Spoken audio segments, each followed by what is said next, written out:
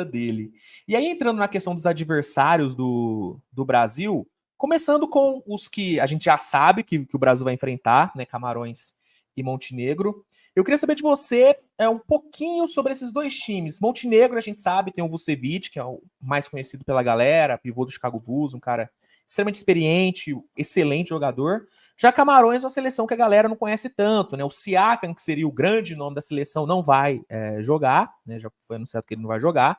Mas eu queria saber de você um pouquinho sobre esses dois primeiros adversários do Brasil, e aí depois a gente entra nas possibilidades, né? Filipinas, Geórgia, obviamente Letônia, grande favorita. Primeiro, Camarões e Montenegro. Qual que é a sua visão sobre os dois times? Onde que o Brasil pode encontrar dificuldade nesses dois times? Lembrando que amanhã o Brasil estreia contra Montenegro, 9h30 da manhã. É importante a galera já anotar na agendinha aí. Já colocar o despertador, porque o jogo é cedo, Opa. viu? E Montenegro pode trazer muitas dificuldades para o Brasil. O Brasil já enfrentou o Montenegro 2 vezes nos últimos anos, né, com o Petrovic sob comando da seleção, em amistoso antes da Copa do Mundo e na própria Copa do Mundo de 2019. 2 vitórias do Brasil contra o Montenegro, que já tinha o Vucevic nessa época. Nesse período sem jogos entre Brasil e Montenegro, o Montenegro teve alguns bons períodos, viu? Jogou contra os Estados Unidos, eu não sei se você vai lembrar, se chegou a acompanhar na última Copa. Montenegro deu muito trabalho para a seleção Sim, estadunidense. nossa. Muito trabalho. Eu não lembro qual foi o placar final, mas Montenegro foi para o intervalo vencendo os Estados Unidos. Então, é um time que não é fácil de se enfrentar, né? No Eurobasket perdeu só para a Turquia e Espanha. Então, é um time que realmente não é de primeiro escalão da Europa, mas é muito forte ainda assim, né? Além dessas derrotas para a Turquia e Espanha, perderam nas quartas de final, só engano, por 6 pontos, somente para a Alemanha, que é a atual campeã do mundo. Então, é um time que, na hora realmente de disputar, consegue crescer, não só por conta do Vucevic, mas também por conta do Kendrick Perry, que é um armador naturalizado montenegrino, né, que joga pela seleção de Montenegro, e foi um dos destaques da seleção enquanto o Vucevic esteve fora, principalmente nesse Eurobasket, né? O Montenegro vai ter alguns desfalques, né? Não vai com o time completo, como o Brasil vai, apesar do Iago e do Raulzinho não estarem totalmente 100%, o time está completo. Montenegro tem alguns desfalques, mas também tem alguns reforços para esse pré-olímpico. O Marcos Simonovic, jogador que já passou pelo Chicago Bulls, chegou a jogar a Sim. Summer League pelo Bulls ano passado junto com o Iago, tá no Besiktas hoje, jogou Bom no Estrela jogador, Vermelha Simonovic. também, é um dos destaques, né, dessa equipe de Montenegro, e também o Dino Radončić, que é um jogador que joga hoje no Bayern de Munique, da Euroliga. Então é um time que tem algumas boas peças, não é um time muito, muito, muito pavoroso, não é um time que a gente coloque ali como possível candidato para brigar por esse pré-olímpico, mas tem que ficar de olho, porque se a gente pega um Vucevic numa noite inspirada, a gente pega um Kendrick Perry numa noite inspirada, e esses jogadores de rotação ajudando bastante a seleção de Montenegro, o Brasil pode ter algumas dificuldades. Mas tem que tomar cuidado, principalmente nesse jogo interno com o pivô do Chicago Bulls, que pode ser realmente o principal nome dessa competição individualmente, né? O Brasil tem bons nomes, a Letônia tem um time coletivo muito forte, mas parando para pensar em questão técnica, talvez o Vucevic seja o melhor jogador desse pré-olímpico. Então não dá para você descartar uma seleção de Montenegro com um cara tão bom comandando o ataque. Uma andorinha só não faz verão. Montenegro vai precisar bastante do Kendrick Perry na armação do jogo para conseguir imprimir o ritmo dele junto com o Brasil, e aí cabe tanto a Raulzinho quanto o Jorginho defenderem aí o armador de Montenegro. Acho que o Brasil tem boas peças para defender, até por isso o Didi entrando nesses 12 da seleção para o pré-olímpico, é um jogador que pode defender, por exemplo, o Dino Radončić. Então, os 12 que o Brasil tem, eu fico tranquilo em relação ao mismatch, a matchups com a seleção de Montenegro. É uma boa seleção, não descarto, não é que o Brasil é totalmente favorito, não tem essa de não existir chance de Montenegro ganhar. O Brasil tem que entrar com os pés no chão e entender que a seleção de Montenegro é melhor que, por exemplo, a seleção da Polônia, acredito eu. Eu vejo Montenegro hoje podendo imprimir mais dificuldades para o Brasil do que a Polônia imprimiu nos amistosos. Não está no nível de Eslovênia, não está no nível de Croácia, mas não é uma seleção que o Brasil tem que ignorar, tem que estudar e realmente entrar como se fosse uma final. por mais que seja o primeiro jogo, é o jogo determinante. O Brasil precisa porque precisa vencer amanhã. É o jogo que vai provavelmente definir o primeiro lugar do grupo, porque Camarões é o azarão. Exato. Não, Montenegro é uma seleção interessante. O Vucevic realmente ele deve ser. Eu concordo com você. Provavelmente ele é tecnicamente é o melhor jogador dessa chave do Brasil, né? Com certeza. Apesar de que na Porque o Geórgia tem Porzingis, alguns nomes Porzingis não interessantes, né? joga, né? O Porzingis Porzingis não não joga, joga. mas o Vucevic é muito melhor que o Mamu da Geórgia, é muito melhor que o Şengeli, é melhor que o Bitadze também. Na Letônia, o melhor jogador é o Bertans, o Vucevic é muito melhor que o Bertans, mas não adianta só você ser melhor, né? Em jogo de seleção Exato. não basta, você precisa realmente ter um conjunto a seu favor. E Montenegro, apesar do Vucevic, não vai ter Ivanovic, tem alguns outros desfalques também, como eu citei, então vai precisar desse conjunto, principalmente contra a seleção brasileira, que é favorita para o duelo, né? Então o Petrovic aí vai ter um certo trabalho, uma certa dificuldade, até por isso a gente comentou da questão do Felício, está entre os 12, ele pode muito bem começar como titular amanhã, por conta desse jogo mais físico, o Vucevic com um pivô mais parrudo, né? Então Aí você o acha, por Brasil exemplo, tem Felício de opções. titular, o Caboclo viria do banco ou eu jogaria na 4? O Tá Caboclo. aí uma questão importante, porque você dificilmente pode abrir mão do Caboclo como É. titular, mas ele fez isso no último amistoso, com Lucas Dias e Felício sendo os pilares do garrafão do Brasil. E vou ser sincero com você, cara, eu pouco me importo com quem vai começar a titular, eu acho que isso não tem significância alguma, o quinteto inicial não muda, não quer dizer que fulano X é mais importante. Em Sim, jogos total. cruciais, o foco é realmente quem vai fechar os jogos e o Petrovic fazer uma rotação correta. Se ele conseguir encaixar a rotação, eu não me importo se o quinteto titular for Huertas, Benite, Didi, Mãozinha e Felício. Para mim não importa. Pode ser esse o quinteto titular, não vou reclamar. O foco é realmente fechar com os melhores e conseguir imprimir uma boa rotação ali dentro de quadro. O quinteto E é inicial eu muito não vejo circunstância tanto de jogo, valor. né? Sim, É total circunstância de jogo, depende porque muito de como o jogo vai estar. Você pode começar com o Felício e o Felício sai 2 minutos depois. e a questão também é muito essa questão das faltas do Caboclo, né? Porque com certeza o Vucevic vai explorar ao máximo o Caboclo em situações de post para tentar Sim. cavar falta, né? Então é algo pro Petrovic ficar bem de olho. E aí, passando agora, Diegão, para os outros, né, times que estão aí no torneio do Brasil, Geórgia, Letônia e Filipinas. Na Geórgia tem alguns nomes que a galera que acompanha a NBA já estão mais acostumados, né? O Bitats e o Mamu. O Bitats, inclusive, eu gosto muito dele. Gosto muito do Bitats, acho ele um jogador bem bom. E na Letônia tem o Bertans, que é o que a galera mais vai conhecer, o Porzingis não vai jogar. Mas para quem acompanha a Copa do Mundo, tem alguns nomes da seleção da Letônia que estão na nossa cabeça, né? O Zagars, né, o armador, é um armador que o Zagars deve jogar o pré-olímpico provavelmente, né? Joga. Joga. Eu acho ele um armador bem bom. E me fugiu o nome, o que meteu 23 pontos contra o Então, Brasil. ele não joga, o Ele não Grazulis está joga, né? fora. O Grazulis é desfalque. Graças é de Lesionou falque. também. E na Filipinas, eu não conferi. O Jordan Clarkson vai jogar? Não. Quem joga Não joga o é Jordan a Clarkson. famosa Estrela Caiçoto, mas Jordan Clarkson É, não joga. então. Desses três, Letônia, coletivamente, é a mais forte e ainda tem o fator casa. Mas Geórgia também pode implicar um pouco de dificuldade, né? Caso aconteça um confronto, né? Ó, eu só vou pedir licença para falar um pouco sobre Camarões, que eu esqueci de Ah, sim, comentar. verdade, verdade. O Siaka não joga e os dois draftados, né, o Ives Smith e o Misha, eu não me recordo o nome do querido que foi draftado na escolha 57 pelo Raptors. Se eu não me engano é Shonch, alguma coisa do gênero. Eu peço perdão aí aos É, camaroneses que nos acompanham, o mas eles Rich não jogam. Chomche. Esse mesmo, o Isso. Rich Chomche. Ele não joga, tanto ele quanto o Ives Smith, que foi a 21ª escolha, não vão participar por conta desse processo de draft, Summer League, né? Primeiro ano deles na NBA, obviamente o foco permanecer ali e Não conquistar correr uma vaga risco de lesão também, de alguma coisa do fato, nos tipo. respectivos times. Mas o Camarões, cara, Camarões teve muitos problemas durante todo o ciclo, porque alguma crise deve estar instaurada lá no país. Eu confesso que eu não sei da situação política atual de Camarões, mas 2021 foi um ano muito difícil, 2022 foi um ano muito difícil para Camarões, e 2023 o começo também foi muito difícil. Chegou um momento que o Camarões virou a chave, e esse momento foi a qualificação para o pré-olímpico. Camarões venceu os 4 jogos, os 2 primeiros, a semifinal e a final.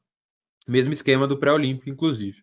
Um time totalmente diferente, com Jeremiah Hill sendo o principal jogador, e uma seleção que venceu Tunísia e Senegal. Tunísia que foi a campeã do Afrobasket em 2021, Senegal que foi bronze nesse mesmo Afrobasket que contava com 16 seleções, e Camarões foi a pior.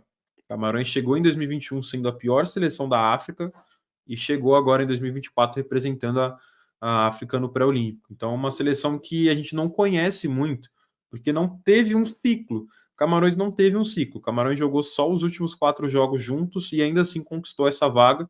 Nos amistosos, Camarões perdeu para o Egito por 7-8, 7-4 e conseguiu vencer a Geórgia por 6-8, 6-7.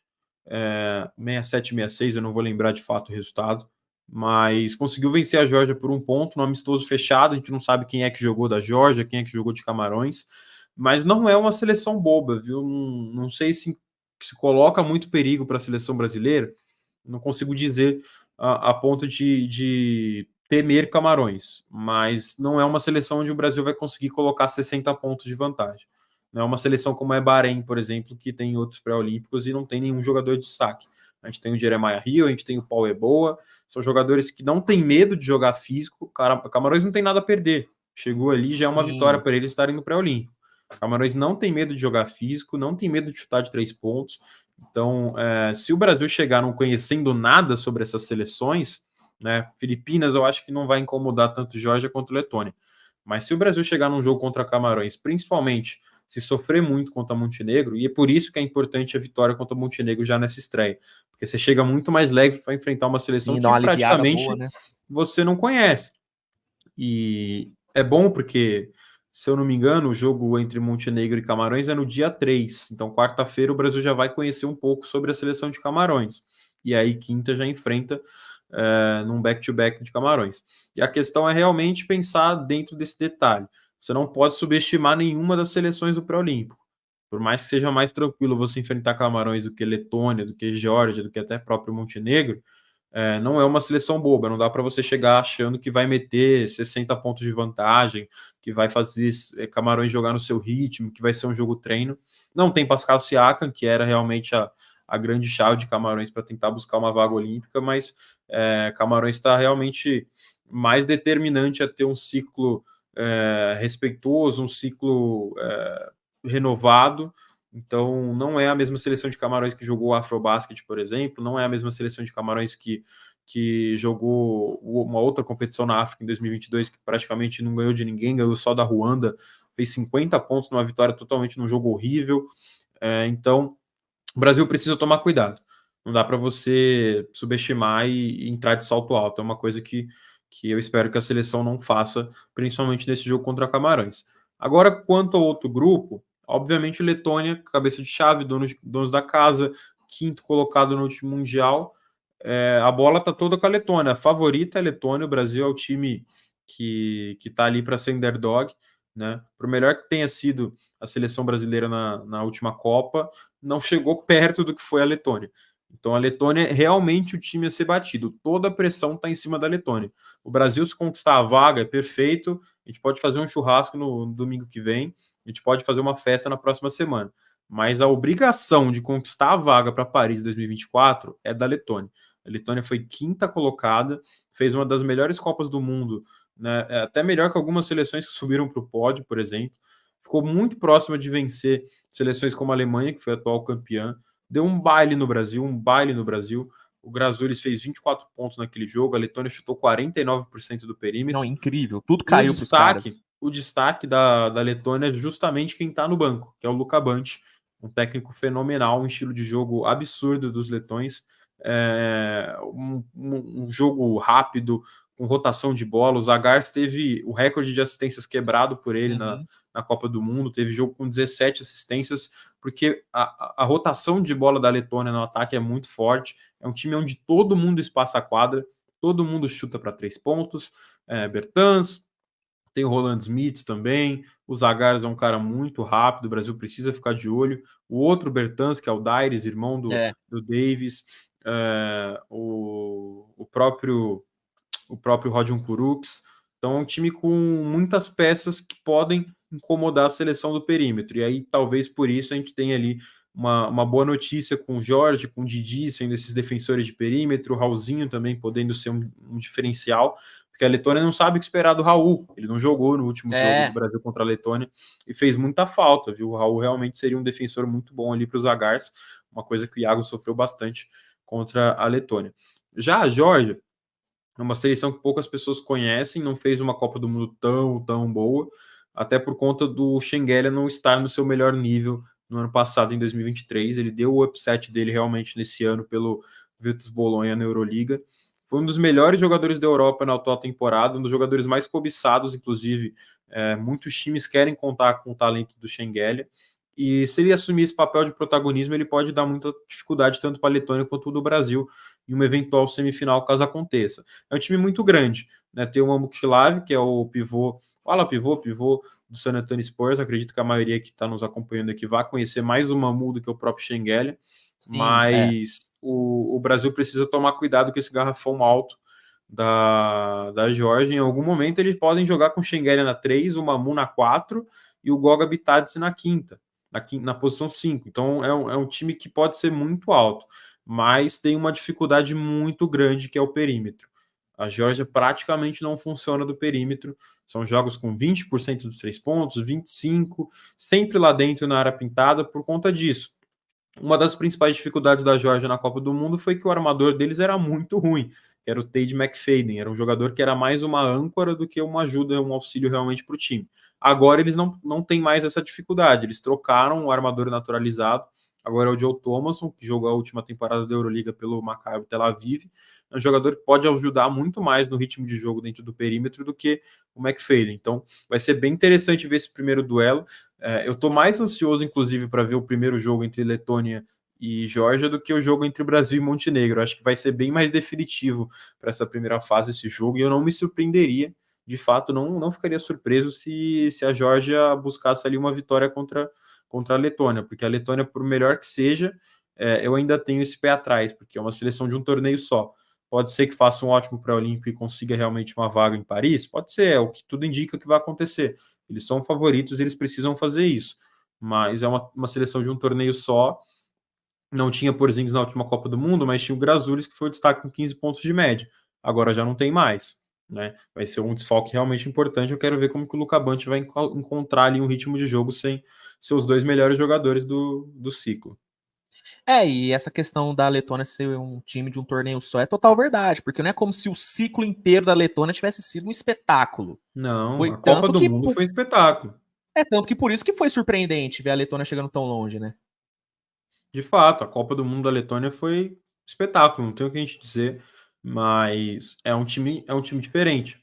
O Zagars, ele foi muito bem na Copa do Mundo, mas ele não é um jogador melhor do que era em 2023, talvez até pior, porque ele passou a temporada toda machucado. O Zagar chegou a voltar nos últimos jogos do time da Lituânia, que é o Wolves, né? Ele jogou ali a partir de abril, então a gente está o quê? Começando julho agora. Ele tem pouco menos de 3 meses de basquete jogado, ele não evoluiu nada em comparação à última temporada. Ele é um jogador talvez até pior por conta desse ritmo ainda um pouco mais lento.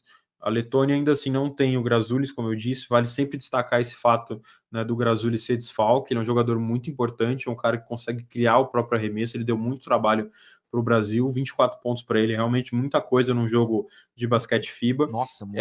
A Letônia perde sua principal arma ofensiva. O Grazulis era um jogador perfeito ali para o sistema do Luca Banchi. Ele era o cara realmente que comandava o ataque, não puxando isolation, era o cara que realmente ficava livre e conseguia matar as bolas.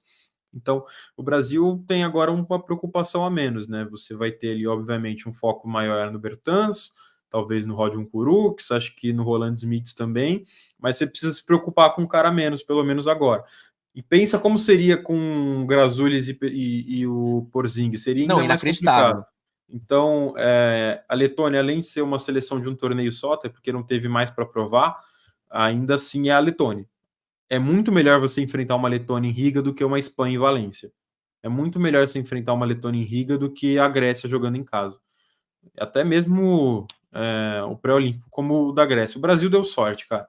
A questão é, a gente não é favorito, a gente não seria favorito em nenhum torneio. Nenhum torneio o Brasil seria favorito. mas a Letônia é muito mais vencível do que Grécia e Espanha jogando em casa, por exemplo.